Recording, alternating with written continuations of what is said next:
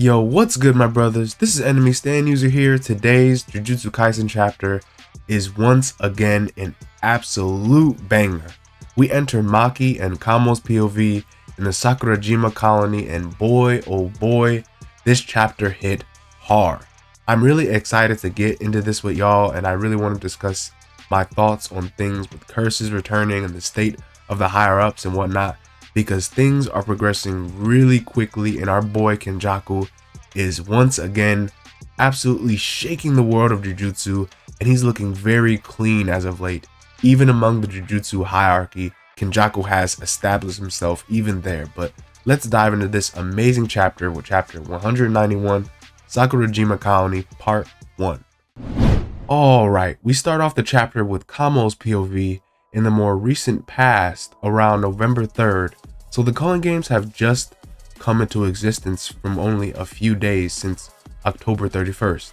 But right now, Camo is at the clan estate, and he's searching for his clanmates and officials to use his authority as future clan head to make some changes in the higher-ups decree, as we see Camo was trying to appeal to Principal Gakuganji, who Gakuganji is indeed a higher-up and has influence.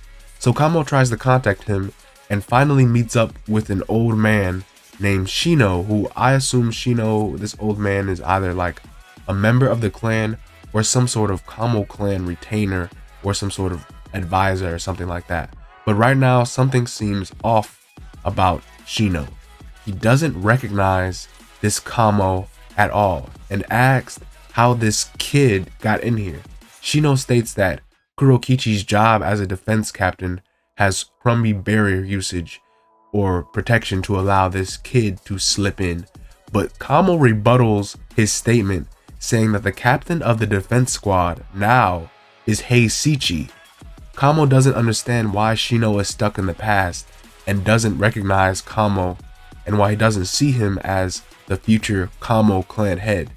Shino admits that he is senile, but calls Camo out as a brat because he would never forget the face of the actual clan head, Noritoshi Camo, and this is Camo from 150 years ago.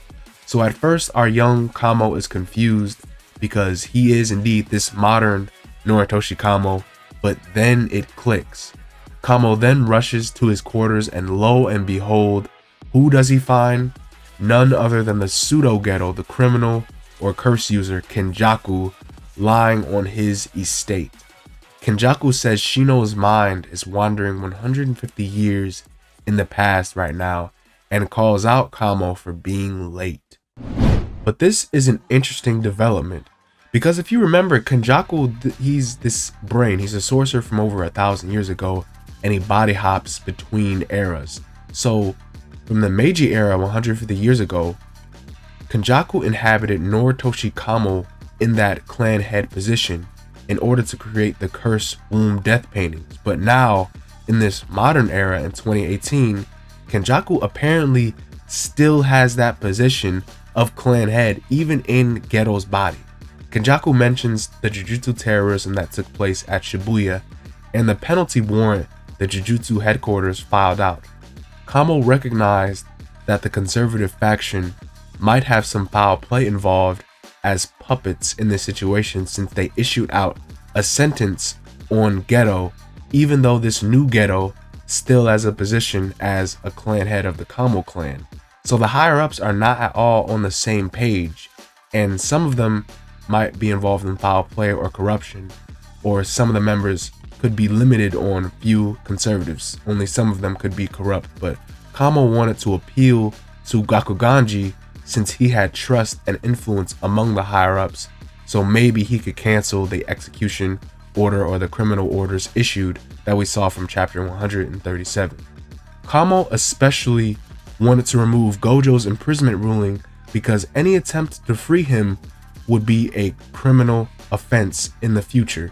So Camo he's very smart, he was very keen as an individual, even so young, as he picked up the bigger picture in the Jujutsu Society left in Kenjaku's wake, because Kenjaku really caused a lot of political chaos with the Culling games and the outbreak of curses and curse users and whatnot. However, Kenjaku said, Jujutsu headquarters is already in my control. and Kenjaku took out everyone who placed an execution order on Geto and everyone who had an execution order on Yuji as well. So unfortunately, Camo just got played. He literally cannot do anything. He has no power whatsoever in this situation.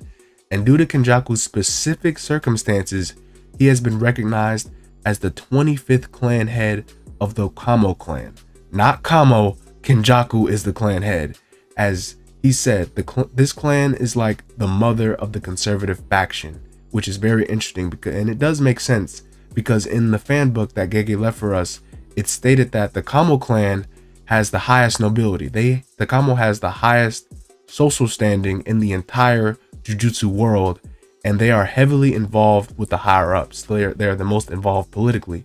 So being the Camo clan head gives you a lot of leverage and a lot of power, even among the conservative group in the Jujutsu world. In a way, you'd be like the head of the conservatives.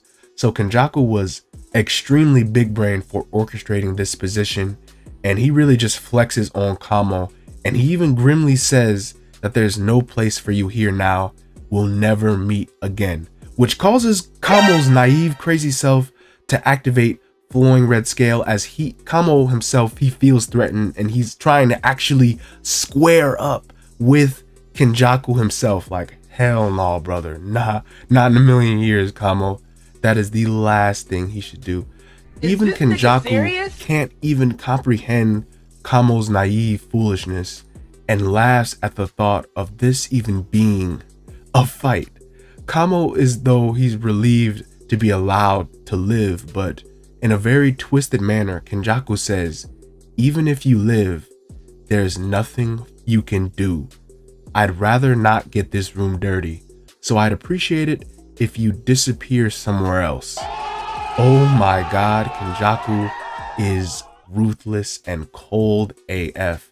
He literally pulled up the Camo's crib, stated he controls the entire Jujutsu world, and he is now the new 25th clan head, and this is his house, so you get the F out, bro. That is the biggest flex I've seen in JJK, and I see why Camo is, I see why he could be kind of salty from that, and he got very, very humbled from that. And actually, low-key, I think he kind of lied to Maki about the condition of how he was kicked out of the clan or the reasoning behind it. But this explains why Camo's new change is a bit better with a bit more context. Moving on though, we are back to the present as Maki and Camo face this new worm-like curse appearing in the Culling games in this Sakurajima Colony. And both of them feel this odd sensation and question on how this curse's form is so curse-like, yet there's something off about it, something oddly human about this curse. And yes sir, Naoya conspirators, you're about to get your prize because this thing is wild. This new curse starts wallowing and crying out, trying to put words together. I think it's saying trying to say Maki's name, but before anyone can react, this curse finds its target and blitzed down the city. Maki and Camo prepare themselves, but this thing is breakneck fast. It's getting pretty clear that this is indeed Naoya, because this speed and power is very reminiscent to his projection sorcery and how mind-bogglingly fast he is. But his speed is devastating. The shockwave from his velocity is shredding through the city and goes straight for Maki. No one else but Maki. Even Camo couldn't see what's even going on and what's happening. It's way too fast. But it managed to slam Maki into a wall as she tries to counterattack, but it dodges and it quickly pelts Maki again. It's really, really fast. And now Maki is starting to feel a nostalgic sensation with this presence and its power. And the next attack she actually evades, but the curse manages to hold her down, and now it reveals itself to be Naoya in this new curse form. And this reveal is horrific. Naoya is back. He's very nasty as an individual, so it makes sense that Naoya has this nasty form. It's unreal. But this chapter ends with Naoya saying, I've also come to this side. So Naoya has crossed to the side of curses. How the mighty have fallen, or rather, Naoya has risen in a way. I actually love the way Naoya was handled here because we get more from him, and he kind of didn't have a whole lot of screen time in the recent chapters and recent arcs. So it's awesome to see him having a rematch with Maki. But if you remember from chapter 152 on why Naoya is back, in chapter 152, Naoya was actually defeated by Maki. However, he was still alive. But in that same instance, in that same chapter, Naoya was killed by Maki's mother and stabbed in the back by a woman. That's terrible for Naoya and the type of character he is. And he was killed with a regular knife, no cursed energy involved at all. So Naoya, he's the type of person, he did not pass on in peace. His death was not pretty, and him as a person, he's very petty, he's very high-minded, very misogynistic, he's kind of an a-hole, and he very much cursed the very situation that he was in. He cursed it. He was full of negative energy right to the end of his life. And that situation, coupled with the fact that Naoya was not killed with any cursed tools or any sort of cursed energy was involved with his death at all, means that Naoya could become a vengeful, cursed spirit after death, and that is just what he became. In chapter 33, it stated that sorcerers need to kill other sorcerers with cursed energy to keep this exact situation from happening. Naoya is now a very dangerous threat because he's actually sentient, he seems to still have his curse technique, and he is a vengeful curse, now like a registered special grade, and like the likes of Rika or Imoto.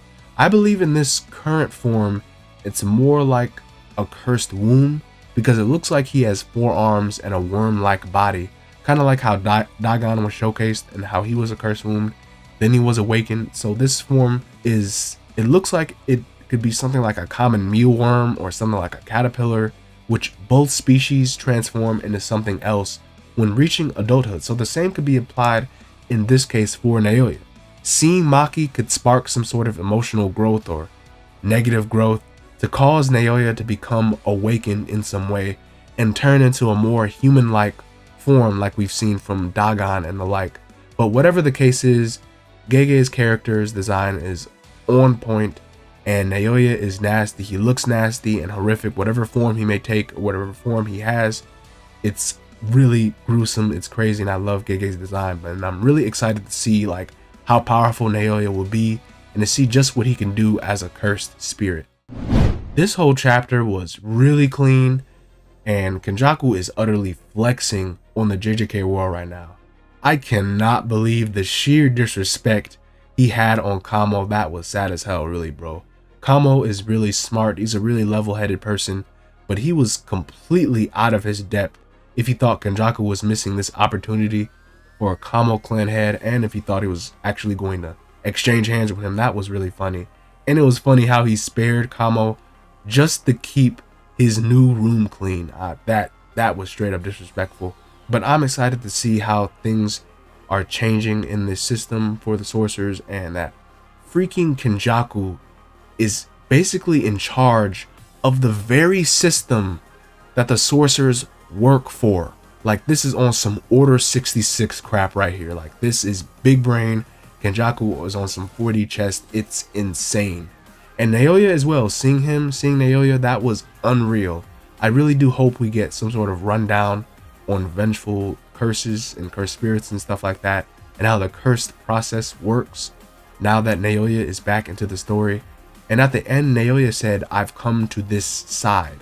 So at this point, Naoya kind of understands where he's at in strength, and he does actually kind of recognize Maki. It's kind of like a callback to chapter, I think it was 151, when he was fighting Maki and where Maki stands in terms of power. So he recognizes Maki's power, and apparently he sort of think he's entered that sort of side, and he stands with them. I know he simped for Toji a lot and Gojo in terms of where they sit at with power, but now Naoya has recognized this and he's entered this side, I guess. But it'd be really cool to see Naoya more and how like the curse process works again, and just how I guess Naoya could be an avenue to explore that option. Plus, you know, it'd be kind of fun to see Maki pack his stuff up again and absolutely shut him down in a battle. That this is going to be insane. This battle is should be really cool. By the way, Camo, he doesn't have the best portrayal right now. He should get some sort of hype, because Camo is getting a bit dunked on right now as of late, as he's kind of in the dark, and he's just come back into the story. So Gege's gotta give him something, because things are not looking good for him at the moment, as he's portrayed.